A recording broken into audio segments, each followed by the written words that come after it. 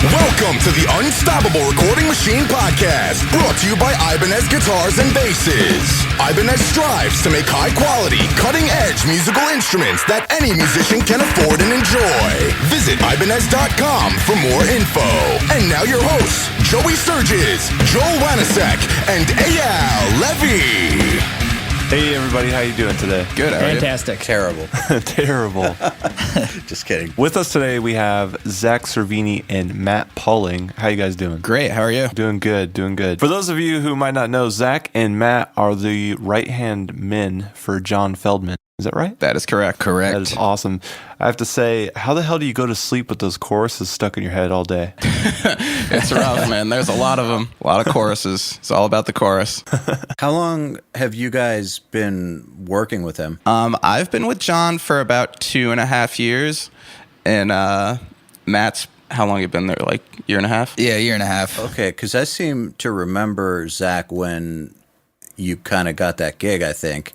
I think that I remember you getting it, and since then, I just have noticed that you've just done awesome thing after awesome thing after awesome thing after awesome thing, so congrats. Thank you. Yeah, it's been a long road, but honestly, it's been pretty quick, I feel like, because like I've only been in the industry for like 2.5 years. So I was about to say, I don't like you're pretty young for having gotten a gig like that and kept it, so that's pretty cool. Congrats. How did you go about landing that? Okay, so pretty much, I mean, I've been recording bands since I was like 14 years old. My parents, like, my mom's like a really honest person, and she's just like the first person to tell me like anything I do sucks. And like growing up, I was terrible at sports, I was terrible at pretty much everything, but like I picked up a guitar and could just kind of play it, and she was like, bought me a guitar, and then, like, I was messing around with Audacity. You guys remember Audacity? Yep. Oh, yeah. Oh, yeah. It's like that. Yeah, it was the greatest.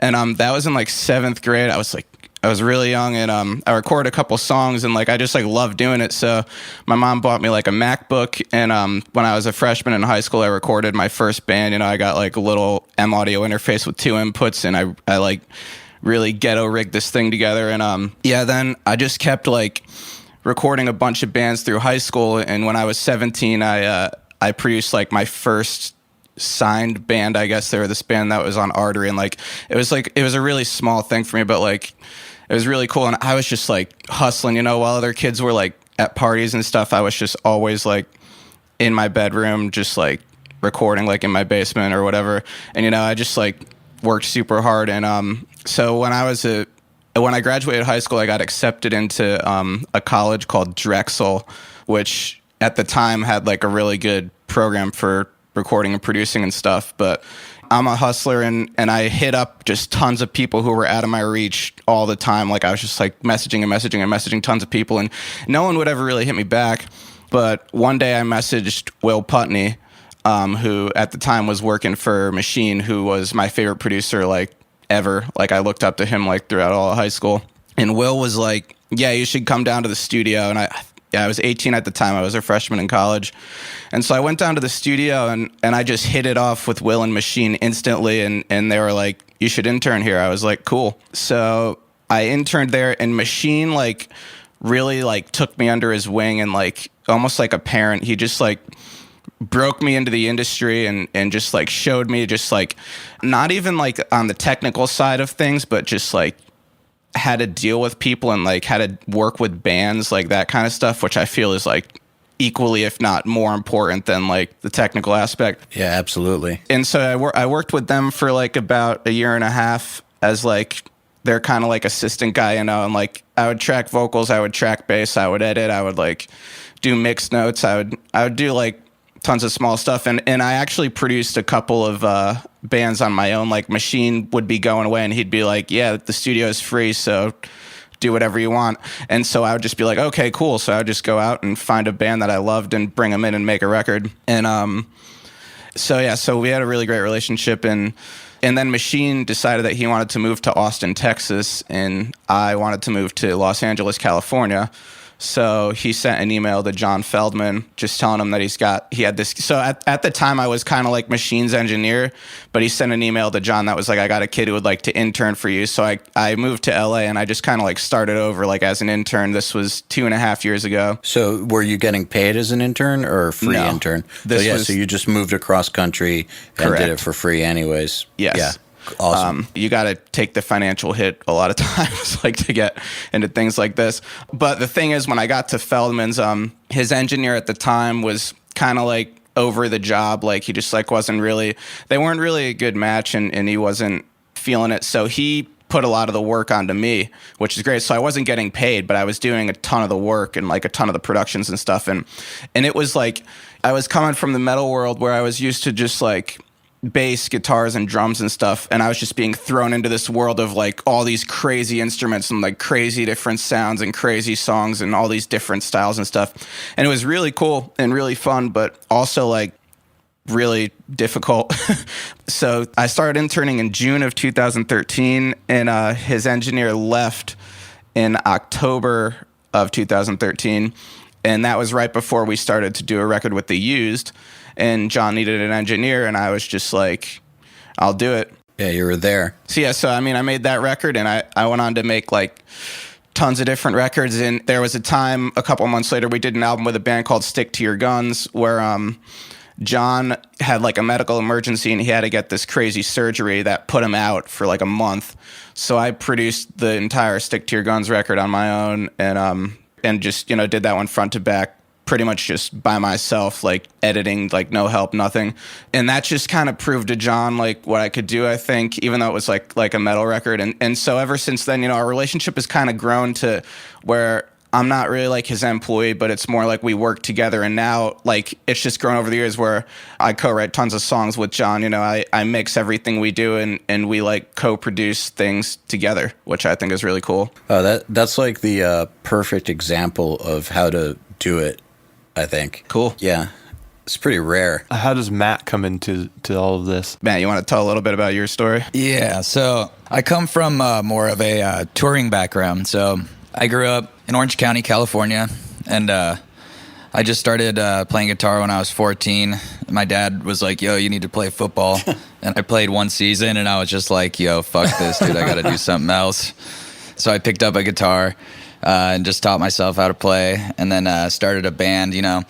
And from the beginning, we were just playing hardcore, you know, like my favorite band was like Hatebreed and In Flames and like, you know, just like hardcore shit. We would have shows in our like friends' parents' garages at like 4 p.m. before they got home. And, you know, so I come from that whole kind of background of just like DIY, just, you know, hardcore punk rock mentality. And and then when I was 18, my little brother actually brought this demo I made to his friend's dad, and he owned this label called Science Records. And he called me instantly, and my band, The Confession, got signed. And then we ended up touring with like Avenged Sevenfold, Bullet for My Valentine, Megadeth, and like all these crazy bands. Just like that, out of nowhere. Yeah, it was like instant. It was pretty gnarly. Like I can't explain. Like I feel like I got super lucky. Both of you guys have an insane story. Yeah. So and then from there, you know, we broke up in 2008, and then that's like when I. Didn't Matt produce your record too, right? Yeah, Matt Shadows from Avenged produced our album alongside with he co-produced it with this dude Fred Archambault, who just did the new Atreyu record. He was actually on. He was just last on week. Oh, cool. Yeah, Fred's my boy. No way. Yeah, Fred's he's so like cool. the nicest sweetheart ever. And but before that, after The Confession broke up in 2008, that's when I was like, okay, dude, I got to get on, you know, Pro Tools and learn this whole thing. And so that was like my whole journey into the world of recording. And the dude that recorded The Confession's first EP, his name is Paul Miner. He played bass in a band called Death by Stereo. And so after I learned Pro Tools for a little bit, I hit him up and was like, yo, you have any like openings at your studio? And he's like, I don't really need anybody, but I'll teach you how to use the studio, and you can come in and like I'll show you some stuff, and like you can bring in bands whenever you want, and we'll just we'll go from there. And so I kind of learned from him a little bit, but mostly I just taught myself because he just kind of, set me up and then was like, yo, you're free to fly, And so after I learned a little bit from Paul, I was running this little studio in Orange, California. And so I got a few bands in there. And then after that, I got an opportunity to join a band with Brandon Saller from Atreyu called Hell or High Water. And then we ended up touring for like 3 years. We did some cool gigs. We did the Uproar tour and all that stuff, and in 2011. And then, the band was just kind of like stalemate. It wasn't really doing much. It was almost kind of regressing a little bit. And Brandon was talking about getting back with Atreyu and stuff. So I was like, yo, I got to jump ship. And I ended up, reaching out to a few people. And I talked to this dude, Sean Akavon. He's the Used tour manager, and he was like, yo, what are you doing? What are you up to? And I was like, I'm looking for a gig in a studio. And he's like, let me hit up Feldman for you. So he just hooked me up with an intro email, and Feldy was just like, yeah, cruise in. So I kind of started like how Zakk did, just from ground zero. I went in unpaid internship and stuck it out for like a few months, and then he was like, yo. And then one of the other engineers, he ended up leaving. And so, yeah, it's like John's always had like one engineer guy, and then when I became his engineer, we found another person because like the workload was just like insane. So we had 2 people, but that guy just didn't really work out, so he left, and yeah, Matt just kind of, sorry to interrupt you, Matt, but Matt just kind of stepped in there. So how many people hit him up for internships generally? Is it nonstop flood? Yeah, well, he has kind of like a separate email that all of those go to that our interns and our assistants like go through. So I think it's a lot. What's the vetting process like? Basically, you can't be a 5 Seconds of Summer fan. That's like the first credential. Our interns, just to be honest with you, we're looking for interns to help with like menial tasks. A lot of the times, it's like a lot of food runs, a lot of coffee runs, like that kind of stuff. And then if they really are into like editing and stuff, we get them started on that sometimes. It's like, to become an intern, pretty much you just need to be like really cool and able to take like a lot of shit. Pretty much.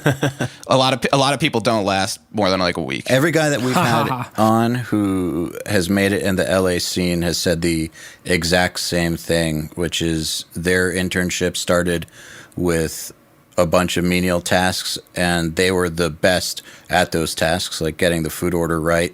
And yes, that's exactly what got them the opportunity to try their editing on stuff. And then when they did that right for long enough, it eventually equaled work. Exactly. Like the thing with our interns is if you really have to do a lot to make an impression on John. Like you have to be really good with like getting the food orders right. Like, but you just have to go like above and beyond in ways that you have to figure out how to do on your own because there's no instructions. And basically, it'll be like you'll intern for however long unpaid and take a lot of hard things, and then you could not hear from John for a year, and then a year from now someone will call John and be like, I need someone to do this, and John will ask Matt or me like, who do we know that would be a good fit for this job? And we'll be like, oh, this person was an incredible intern, and so then we'll hit them up, and more often than not they're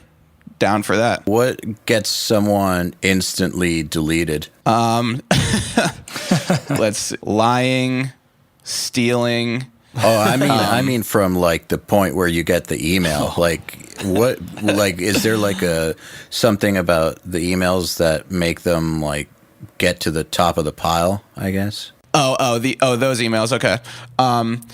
Basically, a lot of people send in like a lot of resumes and stuff, and we have an awesome assistant named Eyal, and she's really good at like going through this kind of stuff. So basically, every email that we get that seems like it could be a good fit, like I think it's really cool when like people have like go to college or have like school experience or something, or if they have like a SoundCloud and I listen to it and I'm like, whoa, these tracks are like super cool because we just get a lot of kids who like I'll check out their SoundCloud and nothing sounds very good or anything, and then like we meet them and they just don't seem like a very driven person. Our assistant, when we're looking for an intern, she basically like tries to meet every person possible in the emails, and she just tries to figure out like who's like the most driven person out of all of them, and who's just like has a great attitude and like just always smiling genuinely and just always like and just like is stoked to go get coffee, which people are. That's a great point, because I'll give you an example. We're having the same problem right now at my building. I got a guy across the hall, and we have separate businesses, but we work together on a lot of stuff. And he's trying to find a new building intern, and he's had like 4 or 5 guys out of here, and he's got these 2 guys that are pretty lazy in here right now. And they just like, they come in, they talk really big. They say, yeah, I can do this and I can do that. And they're nodding your head when you're telling them how tough it's going to be and how they need to stick it out. And then when it comes time to brass tacks, like they don't show up on time. They don't care. They don't take out the garbage without being prompted. And even after prompted, they argue like they're too high above doing something like that. And you're just exactly. Like, seriously? Yeah. Exactly.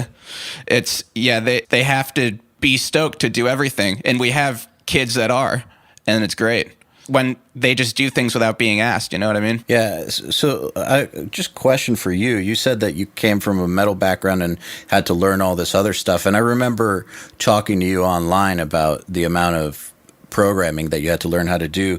How did you go about mastering that stuff? Did you just jump right in? And how did you go about getting better at it so that I guess maybe he wouldn't notice that you didn't know it yet? Okay, well, John pretty much just like threw me into it, and I was like, yeah, I can do this.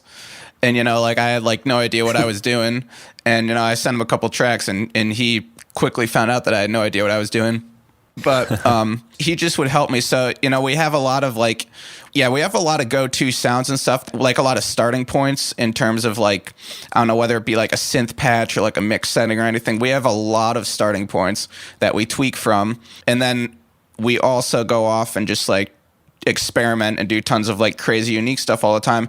So basically the dynamic that I have when I work with John, which is really cool, like say I'm like, so he'll have like a song idea, whether it be like a melody or like a chord progression, and he'll just like kind of hum it and then send Matt and me a voice memo and be like, make this sound like The Police meets Taylor Swift in 2016. And we're like, cool. And so like we build up a track and then we send him that track, and then he just sends us like hundreds and hundreds of voice memos just being like, change this kick sound, like make this piano sound expand after the gunfight, like preset 3, and like we just like communicate through like voice memos, and like he just like tells us like how to refine stuff and everything. And honestly, I think just learning the programming just took like, I've probably produced like 500 or 600 songs since I've been with John that are all over like the genre spectrum, like everything. And it just comes from like doing it and like failing and like trying it again, pretty much. I think that it's important to be willing to fail at this stuff. It's the only way you'll get better. Oh, yeah. Yeah, no matter how successful you are, you're going to fail. Like another thing that I've learned from working with John, like the dynamic is that you can't be precious about anything. You can love what you're doing, but it has to constantly evolve and that painful growth, like him being like, dude, this sucks. And you just spent like, 18 hours on it and you stayed up all night, and then he crushes you. And then I learned after a while that you have to just be like, okay, cool, I'm learning, I'm growing. And this is something that you have to deal with as a songwriter, an engineer, or anybody trying to do music. So I think that's important. I think it's a numbers game, man. Like the more you do, the more garbage you're going to put out, but also the more good stuff you'll put out. So it's just, it's just a matter of getting through the garbage to get to the good stuff. Exactly. Yes, I agree. Yeah, we do a lot of things. So let's talk about those starting points you mentioned. Where do those come from? Are they like you got something awesome on one record, and so it's like, yeah, that worked, we'll use that? Or is it stuff, okay, so it's not stuff you just do in a vacuum? No, it's like things that John's just like built up over years and years and years that he's just like, I love this and I'm going to do this on every record. Like, you know, he's been producing records for like 15 years or so, and like he's just has like so many little things along the way that he's just like, I love this EQ on a kick drum, or like I love this gate on a snare drum, and like we're always going to use this, and like I don't see a reason to change this. It's things like that. Yeah, I had a question. I was wondering if you guys have a permanent setup or anything, and like how much of your rig is analog versus digital, but you kind of answered it inadvertently by telling me that you guys have like, are they like templates kind of, or it's just like mix settings. Like I'll just like go to like a mix that's like kind of similar to the song that I'm mixing. Like I have different styles of mixing. Like, I mean, the two types of songs that I look at mixing are like, we're a very drum centric studio, and I look at like live drums versus programmed drums. And when I say programmed drums, I don't mean like programmed real drums. I mean like pop programmed drums. We always tend to center the mix around the drums, like at John's, and like I have like a live drum starting point that I go from all the time. And then when I'm programming drums, I have like a programmed drum starting point mix setting that I go from as well, and I tweak from there. That's pretty much how I start. Joey, isn't that similar to what you do? Yeah, I kind of have like different starting points for different types of people. For example, like, Right. you know, like Frankie from A Mirror kind of has like a way that he likes to layer vocals. So I would have, you know, vocal template that suits him, but would be completely wrong or different for someone else. So Right. it's more of like a time saving thing, and not really like a, you know, it's not like about being lazy or anything like that. It's just, this is how this guy likes to work. So I'm going to condition my gear and set up my situation so that it is the most effective for that kind of workflow. Yeah. I think it's a time saving thing. And I also think it's a thing where I'm like, I feel like I could spend a week on messing with it and not get something as good as this anyway.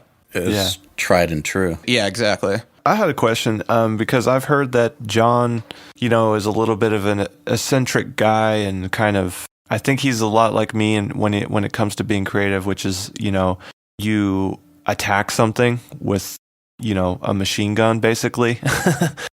How do you guys, if that's true, and tell me if it is or not, but if it is true, how do you guys actually deal with that? How do you keep up with him, and do you find it hard keeping up with him? Oh, yeah. It's so hard to keep up with him. John, I mean, and I personally just think John's like the greatest producer in the world. He's incredible at what he does. He's amazing.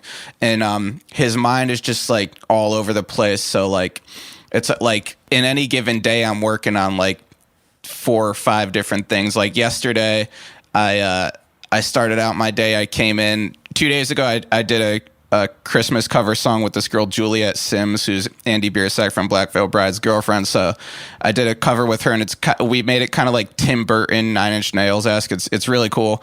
So I did that, and I mixed that yesterday, and then I did 6 or 7 hours of writing with Black Veil Brides, who we're working with right now. And then after that, I produced and mixed a song for a band called Trophy Wives, who's like an up-and-coming like pop punk band from Rhode Island that we're going to start developing, I think.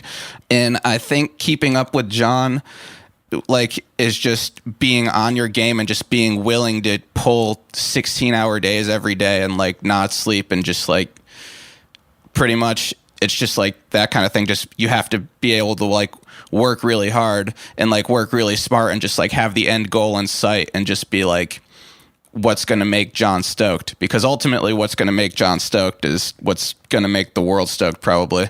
So you just kind of, and just from working for John for so long, I've just like, I know John, and like, I know what he likes like a lot. So that makes it way easier. Like when I was starting out, it was like, it would take me like a week to do a song. And, you know, now we can crank out, you know, like 10 songs a week. So it's like, it's just from working for him for so long and just working so hard.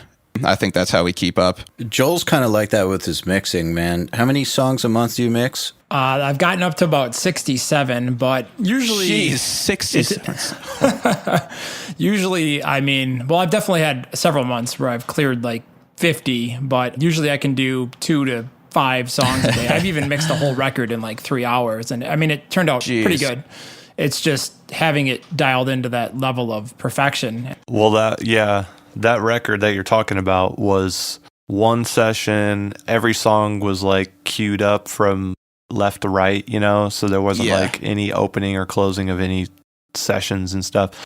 And they weren't very picky either, which was great. Yeah, and you have your system in place to where your assistant can jump in and go this kick, that snare, this guitar tone. Yeah, literally, when I get a mix from my assistant, he's so badass that like all I have to do is pretty much write automation, maybe flip out a sample and do a little bit of spot EQing. It's not even like, I don't know, just everything is dialed into the point where it's basically framed. I know what, he designs all the guitar tone stuff for the reamping. We figure out what samples we're going to use. So by the time I hit play, all I have to do is sit there and mix. I don't have to sit there and be like, is this kick triggering right? Or wait, it's this natural drum gated? Or, I don't have to figure any of that crap out. It's great. Yeah, and I think there should be people listening to this hopefully can start to realize that presets and starting points and things like of that nature are designed to just basically put up with higher amounts of workflow. Now, I think there's two different types of people. You've got your people who are like, and I could be wrong about this, but like Steve Albini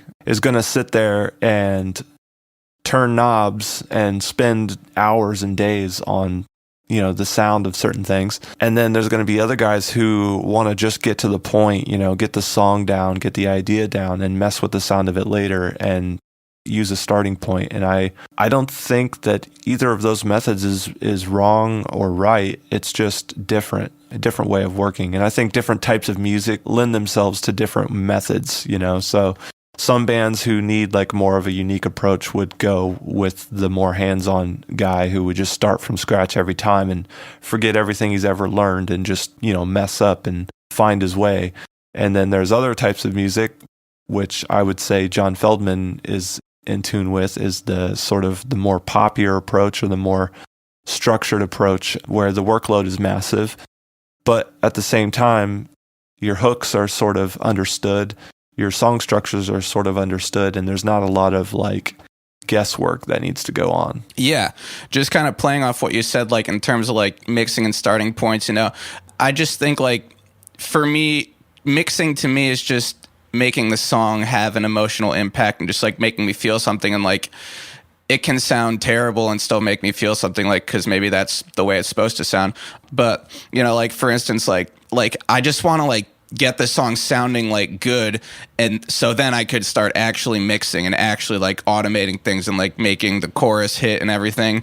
Like I always have the fan in mind. Like if I'm mixing a 5 Seconds of Summer song, the girl's just all she's gonna be listening to is like the singers. Like she's just gonna be listening to the vocal, and she's not gonna be emotionally impacted by like the frequency of the hi-hat or something. You know what I mean? I think that's an amazing point. Allow me to interject, because I think this is the biggest takeaway, at least for working on a large volume of work in a short period of time, is to not focus on things that don't matter. Like the hi-hat sound matters to us because we're audio nerds. But when my mom listens to a song, she hits play and she's like, oh, I love this song, or this song is terrible. She doesn't care about the snare drum if it's 0.5 dB louder and you have a boost at 8K of 0.2 dB with a Q width of 2. It doesn't matter. Yeah, exactly. You got to focus on what matters, and that's vocals, the emotion of the song. Does it feel good? Does it sound like a song? If yes, you're 90% there mixing. Speaking of vocals, just to illustrate the point of that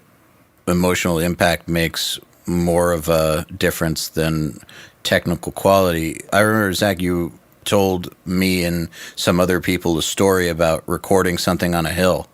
Can you explain that real quick for everyone who thinks that you can't get good sounds with not the best situation? Yeah. Well, for every record we do, John's just kind of known for just like going and like taking trips, like we just have like my laptop and we take an M-Box and an SM7 and we'll just go like, that specific time was during a Sleeping with Sirens album. First of all, so there's a song on that album called The Strays, which I think is just like the best song on that album. And John was sitting out by his pool when he wrote that song, and he was like, this song was just like waiting for me here. And John was just sitting there with Kellen, the singer, and he was like, Zakk, like, bring a mic out by the pool's like right next to the studio. And so John was like, just bring a mic out to the pool and it feels really good right here, so we're just going to record the vocals to this song right here. So I brought a Flea 47 out to the pool and recorded it on an M-Box on my laptop, and that's the vocal sound for that. And then we went. And John was swimming in the pool at the time. Yes, exactly. He was. Yeah. And then on the 4th of July, we went to the top of. I think it was Mulholland Drive, and we just like watched fireworks and recorded the vocals to a song called "Left Alone." And it's just because it's like a cool experience, and when you listen back to the song, it just makes you smile, kind of. And even though the listener wasn't there, like I feel like some of that just kind of like rubs off on them. Just like it just gives it like a good feeling. And we do tons of that stuff. Like we go to the beach a lot to record and like go surfing and stuff. And yeah, we take a lot of trips and do that kind of stuff, and it's just fun. And I just feel like I once heard an Italian pizza chefs say that the secret to making a good pizza is to just be happy when you make it. And I feel like that's the same case with records. So nobody who bought the record noticed the M-Box converters? Nope. Strange. You'd be shocked at how much stuff we record on an M-Box. Yeah. Actually, we wouldn't be shocked. I'm not but shocked. I think a lot of other people. Yeah, people would be shocked. I'm going to go leave a YouTube comment now like, oh, it sounds like it was done on an M-Box. What do you guys use back at the studio for converters? It's the 192s. Yeah, we just use the 192s. It's so weird. I know the gear that we use, but I'm like such like not a gearhead. Like when it comes to gear, I feel like an idiot. Like when people start like talking about gear and stuff. Because like half the time I'm just like, I don't know what the heck you're talking about. Like I just kind of like nod and smile. I know the equipment that we use really well, but like I don't know the equipment that we don't use. So well, let's talk about what you guys have going on there. So a huge part to our sound is we have an X-Logic SSL 9000 bus compressor. And we set it to the fastest release and the slowest attack, and we never change the settings, and that's used on the 2 bus of every mix that we do. And it's super aggressive compression like that, because that's what John likes, but he likes to hit that thing at like 4 to 5 dB on the master bus. And I'll try to like sneak and like back off of it because I think it's like a little too extreme sometimes, but that's a huge part of our sound is that across the stereo bus. And another huge part of our sound is the soft tube FET compressor. I'd say I use that on like 90% of vocals, just because I think that to me that's the plugin that just does it for me. I don't know. I've tried like a million things, and like that plugin, just like the way it compresses the vocal, just like really like gets all the nuances out and everything. And the other 10% of the time I use if that doesn't work, or if it's like a not super in your face song or something, like a ballad or something, I'll use like a UAD LA2A or something on the vocal. But yeah, the SSL compressor and that FET compressor are both like a huge part of our sound. We use the FET compressor on the drum bus too, like in parallel. So like on our drum bus, we just have that soft tube FET compressor, and we just adjust like the parallel compression knob to get parallel compression in. So it's like super simple.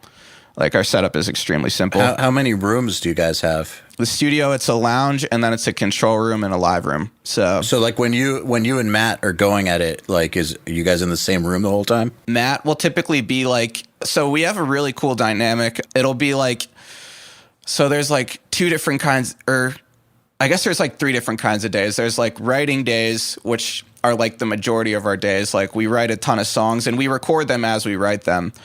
So like a lot of because again, yeah, I just feel like a lot of like the excitement and stuff of like, oh wow, this song is really cool. Like let's just record the vocals for real right now. Cool. Like a lot of like that quote pre-pro writing stuff we do like actually like ends up on the record, just like because when we try to redo it, we can't really beat what we had originally. Yeah. So there'll be like a writing day where like it'll either be like John's running the writing session and I'm running the computer and John's writing and I'm like programming and like building up a track, and then Matt will be like in the lounge on his laptop like programming either another song or working on the same song that we're doing, and then like he'll like keep coming in and like giving me files and stuff, and like we're just like building this like crazy track pretty much. Then there's days where we're like actually recording bands, which that will be like Matt and me just like in the control room, just like tag teaming it, just like coming up with guitar parts, getting cool tones, programming cool stuff. So we work together on that. And then there's like days where we finish songs, or days where we like produce songs on our own, or just like mix songs where there's not a band in the studio. And for those days, it'll be like I'll do some editing on the main rig, and Matt will do some programming on his laptop, and then he'll give me the programming that he has, and then I'll start to mix the song, and I'll look at what Matt did, and I'll say, okay, this is cool, like give me something like this, or give me this, and then I'll do my own programming on the song, and then like I'll mix it. So it's all like a really like collaborative effort, but we're constantly basically just bouncing ideas back and forth, and sometimes we're in the same room and sometimes we're not. How often is John there? John's there a lot. It depends. If there's a band there, he's very vocal centric, so he records like 95% of the vocals, I would say. I record vocals too, but it just he records a lot of the vocals like when he's writing. So that's mainly when John's there is when he's doing vocals, and but Matt and me pretty much produce and mix and do everything else on our own. So John pretty much writes the song.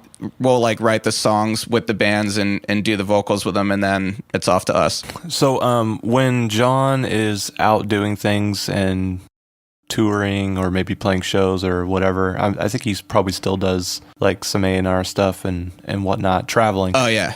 How do you guys handle that, and what's the protocol for that? We're just always working, and we're just constantly like texting back and forth with John, and like sending voice memos back and forth to each other about things like, yeah, like whether John is there or not, like we're going to make the music happen pretty much. And like, even if he's not there, it's like kind of almost like he is there, because the studio is a guest house at his actual house. So like his house is on the same property. So a lot of the time, like he's there, and to be honest, yeah, he doesn't tour that much anymore. He plays maybe like 20 shows a year or so, but he's very involved with just like taking meetings and like finding new bands and like, yeah, like A&R stuff like that. Like he's very involved with that kind of stuff. So if there's not a band in, or if we're just doing like guitars or drums, or like making tracks and doing anything that's not vocal oriented, like John will be like around just like taking meetings, just like trying to get us really cool projects. And then at the same time, he'll be like, I'll be sending him songs, and he'll be jamming them in the car and like sending me notes. And then like he'll come home and he'll pop in the studio, and like we'll chat and hang out, and he'll listen to what we're doing and give us suggestions and stuff. So he's kind of just all over the place, just like bouncing around. But I like it. Sounds like you guys have a pretty well-oiled machine going on, though. Yeah, I would say that we do. It's pretty cool. How close to the studio do you live? I live with Matt, actually, and we live like 20 minutes away. The studio is like just outside of Los Angeles. It's maybe like 30 minutes outside, and yeah, we're like right in LA pretty much. Yeah, so. Zakk and I are together 24/7 basically. Studio, then back to the apartment, then back to the studio, just over and over. Yeah. What do you guys do to get away from it? Well, something that's really cool. So when I started working out for John, I worked like 7 days a week, just like nonstop. And it was like gnarly. Like I once went like 8 months without a day off. Like it was just like crazy. But you know, I was cutting my teeth, and I loved every second of it. And John would literally come to me and be like, dude, like you got to take a day off. Like, come on, you got to take a day off. And I'd just be like, nah, man, I'm good. But then on the last 5 Seconds of Summer album we did, 5 Seconds of Summer is A&R guy. He's like the pinnacle of A&R people. You know, I think he's incredible at what he does. He's like amazing, and he's just super like straightforward. He's British, and he is just brutal. He is like absolutely the most brutal person I've ever met. He scares John. And that's very rare. But he came to the studio to take 2 meetings over the course of making that record. And in each meeting, you know, we played him like a ton of songs, and he walked away from both meetings being super pumped. Like he usually doesn't make it through the first 10 seconds of a song. And the second meeting, he made us play a song for him 3 times in a row, which he said is like unheard of. And John was just so pumped on that. And he was just like, I'll give you like whatever you want. Like, what do you want? Like, you want a new car? Like, what do you want? And I was like, can we have weekends off? And he was like, yeah. so it's great now that, I mean, we'll still come in like, you know, a couple hours on, you know, if I'm like really feeling something, I'll come in on like a Saturday or Sunday to do it. Or like if we really need to do something, like John really needs us like to get it done. Like I have no issues working a weekend, but for the most part, we have Saturday and Sunday to kind of like relax. And then during the week, we pretty much don't sleep and just go like super hard at the studio. So that's been amazing. Do you feel like the quality of your work has gone up since you've earned your weekend? I do. Oh, Yes. yeah, for 100%. Because the thing is, I always like look forward to Friday. It feels like kind of being in high school again, but like I always look forward to Friday because I'm like stoked to sleep in on Saturday and like go chill with my friends and stuff. And then I'm always stoked to like get back in on Monday because over the weekend I'm constantly just thinking about like what we're working on, and like I come up with ideas that I don't like. If I was just working 7 days a week, I don't know if I would have thought of the ideas that I think of like that come to me on a weekend. You can't have creativity without some rest. Yes, I agree. And I think the weekend is a luxury that not a lot of people get to have. So I'm really fortunate that I have it right now. Well, I just think you got to earn it, basically. Yeah. There comes a point where you can demand it like you did. And I just think that it takes proving yourself long enough to where you can just say, look, I need a day off or 2 days off a week, end of story, up front, and cool. No problem. Yeah, it's been great. It's awesome. And I think it's good for John too. I think John likes it too because he's never really done that ever before. You know, he's just used to working 7 days a week. But now like the whole thing kind of just like stops over the weekend. And the thing is like labels take weekends off, and you know managers try to take weekends off a lot, like from my experience. So yeah, they do. I don't know, maybe not managers, but yeah, but it's like it's like no one's working on the weekend anyway. So that's why it's a great thing. Like if I want to go catch up or something, like while no one's working, you know, I could go on a weekend. But otherwise, it's like just knowing that we don't work on weekends, and the bands love it too. I mean, Joel is super strict with his hours with bands, like.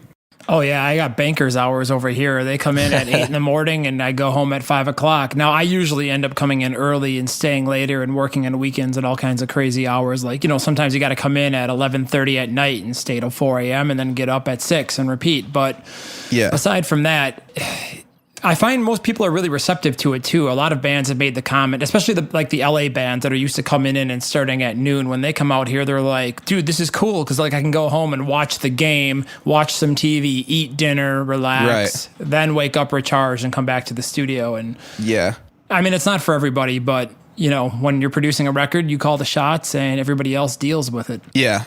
I think it's great. Yeah, and when you're there too, they know it's go time. You know, the band's like, okay, we have, 8 or 10 hours and we got to get shit done. So yeah, you can be super focused and go super hard. I mean, I'd rather go really hard for 8 hours and not move and take like maybe one 15-minute food break or something like that than I would sit there and screw off all day and work every other hour. And, I'm the opposite. I like to do shit done. 30 minutes of work and an hour of break and just repeat that. I get like periods of like intense brain activity and then it stops and I feel like the light bulb turned off and I need to kind of like I've just noticed that this is how I work. Like, yeah, so I'm more like Joey in that the light bulb turns on and it's like fucking great. And then the light bulb burns out and you got to just kind of like stare at a wall or do something and then it you guys got to come hang out with me, man. I even piss with a sense of urgency. Oh, well, there's a lot of urgency when the light bulb's going. Yeah, absolutely. It's like What's intense. one of the most ridiculous requests from a band, if you've had any? Well, What do you think, Matt? I think most of the ridiculous requests come from Feldman himself. You know, like when I first got there, it was like my first day, and he was like, "Yo, so I really like the soy milk from Starbucks. So you're gonna have to go down there. They're not gonna sell it to you, but you're gonna have to make them sell it to you. So get on that." And I'm just like, yeah, every intern's done that one. It's like you got to go to Starbucks and literally fight the Starbucks employee to like give you soy milk. I feel like that's like the first test of like the senpai master. You go. So how did you accomplish that task? I remember he asked our intern Brian the other day. He was like, "Can you make my dog's breath smell better?" Just like stuff like that. I love that. I mean, yeah. In terms of bands, I don't think like. I guess the most ridiculous request would be like a singer asking to sound like Michael Jackson or something when they sound nothing like Michael Jackson. But I think for the most part, the bands are usually like pretty. I just feel like we've been super fortunate over the past like year and a half. We've just worked with like great bands and got along with all of them amazingly, and it's just been really smooth. Yeah, fortunately, we live in a day and an age where like that kind of pompous rock star asshole attitude has gone away somewhat, you know, where we don't have to like deal with that, and everybody is kind and sweet, and like we all have, you know, we realize that there's a common goal, and like, you know, there's not the asshole asking for all red Skittles in the fucking bowl, you know. They're not big enough to do that. No one will put up with it anymore. Yeah, and so that's the kind of cool thing about all these bands is like, you know, that some of them are sizable, but yeah, it's That's not exactly like what I Van was Halen's thinking. coming in, you know. Like, I honestly feel like when I worked with like smaller local bands like years ago, there was more of rock star attitude than there is with like bands All Time Low or 5 Seconds of Summer or something. It's like I don't know why that is, but it's so weird to me. I think it's because we've identified this before. It's like, you know, the local guy who's known for being like really good at drums or something. If that ever goes away, it's pretty much all he has. So they like guard it as if it's, you know, I'm the best and no one can touch me. Not just that. Also, all they know about the reality of the music industry is zero. I mean, they've seen what they see on YouTube or documentaries, which are always bullshit, and that's their impression of how stuff works.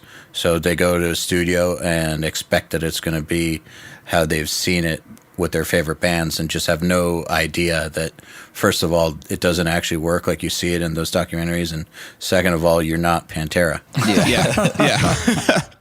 Yeah, so exactly. We have some questions from the audience, and then I have a question that I want to ask after that. So is that cool if we jump into those? Yeah, for absolutely. Sure. Okay, so let's see here. First question is from subscriber Nathan. I love the way the guitars sound on Weird Kids by We Are the In Crowd. What was his work on that? Okay. Weird Kids was... All right, so we have like a stack of boutique amps at the studio. We have like a Bad Cat, a Soldano, Matt's EVH5153, which is awesome, a High Watt, and... A Hughes and Kettner. A Hughes and Kettner. Weird Kids was... The rhythms were... I think they were all Bad Cat, which is awesome. That amp is like super spongy. The rhythms were Bad Cat, and then the leads were Soldano. That's like my go-to like lead guitar amp. And they go through like this old Marshall cab that John used to tour with that has vintage 30s in it, and it's just like super like beat up and old. And then it's through like John's famous mic position, which is the old school Shure Beta 57 on one speaker, and then a Shure KSM 32, which is, I don't know why he uses that on guitar, but it sounds really good. And that's just tucked underneath the Beta 57. And so then that goes into Pro Tools, and those two signals get blended together. And then the EQ that we do on guitars for that record was the Waves SSL, just like pretty much cranking up the 8K like to wherever it sounds good and doing anything else you need. And then the Renaissance X just to compress it, and that's it. John Unread is asking two-part question.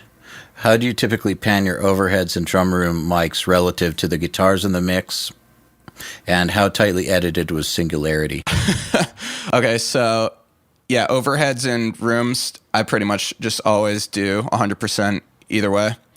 And then Singularity, that North Lane album, that was a while. Yeah, that was when I was working for Will Putney. That was a while ago. Will doesn't. We grid the drums and stuff, but guitar wise, like Will doesn't edit guitars. We just like track them and until they're good enough.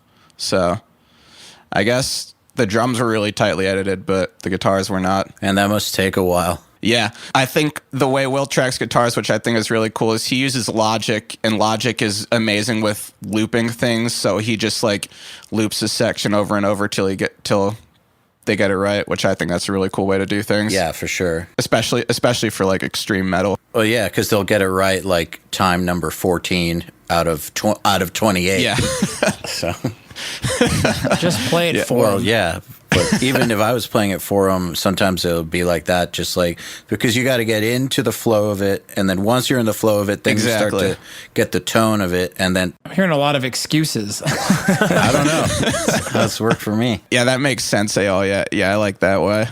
That's cool. Rushi is asking, did Stick to Your Guns come in with the crown as it was, or did you make it that way? I really like the long melodic part going into that simple but really effective breakdown. I was wondering if it was the producer's choice or if it was already written that way. I think a lot of the music to that song was written, which is strange. I could talk about this later, but John usually does vocals first before anything.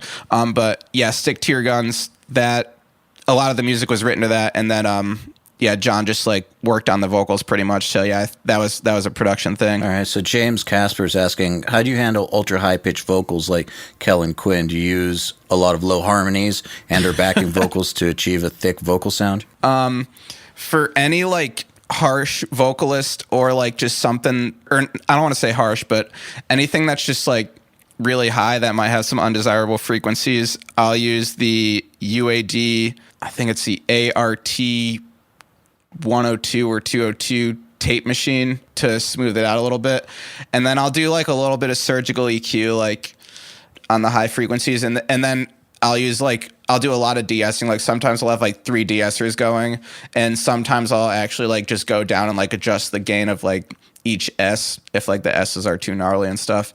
So it's pretty much just finding ways to warm it up like that. Okay. And awesome. Someone was asking which DAW you use, but you use Pro Tools. I know that. So I have one question. Okay. Have you heard the Secret Attack Attack album? I have. Yes. I want to hear it. Or actually, I think I've only heard. It's funny that you mentioned that because we were looking for that last week for like some publishing thing, but I think I've heard like 2 songs. It's really cool. It's like really poppy but really heavy. But yeah, I haven't heard the whole album, but yeah, I've heard some of it. That happened right after me. Like they worked with me, and then the next thing they did is they did that whole album with Feldman. I was like, oh really? Yeah. So I was like, okay, well, I want to hear, what's the big deal? It never came out. Yeah, I don't know why. I don't know. I guess it happens. Oh, did the band like explode or implode? No, yeah, the band imploded, but also I don't think that they were ready to take that step, which... Got it. Yeah, if you've heard the songs... It's scary. Yeah, if you've heard the songs, then it's probably a little bit more in that commercial vein. Yeah, there's definitely like, choruses and simple structures and stuff. If it's a Feldman production, it's I don't know, bands, I think that's the most important thing of when bands come in to me. The number one most important thing is to be open-minded, because a lot of bands come in and they're like really scared, because John likes to, in general, he just likes to push things really hard in his life. And with bands, he just loves to push a band like as far out of their box as they can go until they start really screaming that we need to take it back a little bit. And that's like one of his secrets to making great records, I think. And a lot of bands are really scared to go outside the box and experiment and do songs that are like completely different. Oh, no, yeah, I think it's crucial. And I think just being open-minded to anything and just giving everything a shot and just like seeing what happens is crucial. And I think that's what makes some bands last for a long time and some bands just kind of die. I had a vocalist for Miss May I come in and kind of tell me like, all right, this is pretty much my vocal range. This is as high as I can sing, and this is as low as I can sing, etc. And you know, I'll be writing a melody and it just needs that one note that he can't hit. Yeah, You know, it needs to go up there, man. And he's like, I don't know, man. I don't know if I can do it. I'm like, you're gonna do it. Because you know, Yeah. you gotta branch out. And you know, 6 months later, he's on the road and he's sending me little cell phone videos of him hitting those notes live and going, thanks so much, dude, for pushing me, because I do this every night now and it's awesome. Oh, nice. Yeah, I just saw them this past week and they're great. Yeah, I gotta say that just to wrap this back to what we were talking about earlier, that by having, you know, we were talking about starting points and templates and all that stuff, having that stuff taken care of to where you can just get to work is what will allow you to experiment and push bands when you're on the clock and under the gun, and you know, you have to get shit done and a lot of it done. That having all the dumb stuff just taken care of is what will give you the time to even start to be creative. Yeah. I think another way that comes into play is like, so when, say, like a band comes in for a day and they write a song, it's like John will like go outside and do his yard and walk around for like a half an hour with his acoustic guitar, and then he'll come back in with like a chorus that is usually, and if the band loves it, then we'll go with that and work from there. And if they don't like it, then he'll go come up with something else. But once he has that chorus, he basically goes to me, like, make it sound like a hit in like 5 minutes so that the band gets stoked. Because like some people don't realize how good a song is until they hear it, like, you know, fully realized. And just being able, like, when you have like such a short time with a band and just being able to like get your ideas out quickly is crucial. So that's how starting points come into play. Well, thanks, dudes, for coming on. You guys are great guests and great people, and everyone should aspire to be like you. Thanks, man. Oh, thank you. No, Pleasure. But actually, no, congrats on everything that you guys have accomplished, and kick ass. Thanks for being here. Thanks for having us, man. Absolutely. Yes. The Unstoppable Recording Machine Podcast is brought to you by Ibanez Guitars and Basses. Ibanez strives to make high-quality, cutting-edge musical instruments that any musician can afford and enjoy. Visit Ibanez.com for more info. To ask us questions, make suggestions, and interact, visit urm.academy/podcast and me/podcast and me/podcast and